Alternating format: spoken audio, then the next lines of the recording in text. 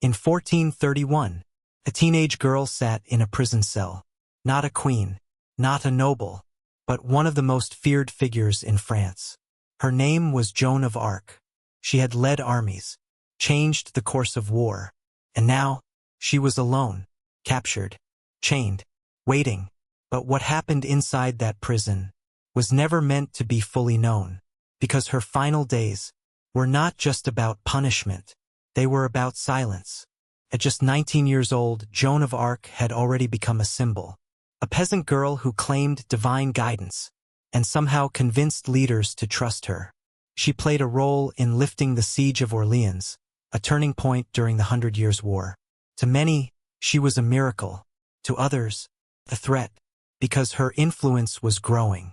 And influence in wartime is power. In 1430, she was captured by forces allied with England. And instead of being treated as a normal prisoner of war, she was handed over, not to soldiers, but to authorities who would put her on trial. Because this wasn't just about war anymore. It was about control, about removing a symbol.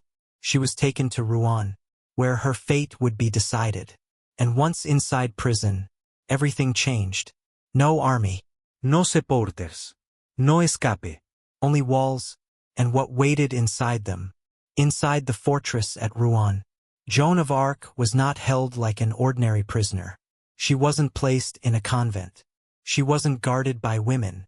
Instead, she was kept in a military prison, watched by English soldiers, day and night. Her cell was small, cold, and heavily secured. Chains were used to restrict her movement, not always, but often enough to remind her she wasn't free. She asked for a different kind of imprisonment, a religious one, where she could be guarded by women, where conditions would follow tradition. But that request was denied, because this wasn't just about holding her. It was about control, limiting her influence, and ensuring she remained isolated. Even during questioning, she stood alone. No legal support, no protection, only judges, clergy, and pressure, constant pressure, to confess, to change her story, to admit that everything she claimed, her visions, her purpose, was false. Days passed like this, interrogation after interrogation, questions repeated, answers examined, and through it all, she remained firm, careful with her words, measured, aware that every response mattered. Because inside that prison, this wasn't just about survival. It was about what would be written down, what would be remembered, and what would be erased. Inside Rouen, the prison was only one part of it. The real battle happened during the trial. Joan of Arc was brought before a panel of judges, clergy, scholars, men trained in theology and law, and she stood there, alone. No advisor, no defender, just questions, dozens of them, carefully designed, not just to understand her, but to challenge her, to trap her. They questioned her visions, her voices, her authority. Every answer she gave was recorded, analyzed, re-examined, because this wasn't a simple trial. It was a process meant to break certainty, to create doubt, not just in the minds of others, but in her own. She was warned, pressured, encouraged to admit error, to say that what she believed was not true, that her mission was not real. But her responses remained careful, sometimes direct, sometimes cautious. She avoided traps, deflected complex questions, and held onto her position, even when the pressure increased, because she understood something important. This wasn't just about guilt or innocence. It was about narrative, about how her story would be told, and who would control it. Inside that room, the outcome was already forming, not through evidence alone, but through interpretation, through power, and through persistence. And with each passing day, the path ahead became clearer, but not easier. Beyond the trial, Joan of Arc faced another weapon: silence. She was separated from allies, family, and anyone who might offer comfort. Guards were instructed to limit contact. Visitors were few and carefully monitored. Even small interactions were controlled. Days became long, hours blurred. The cell was cold. Food was minimal.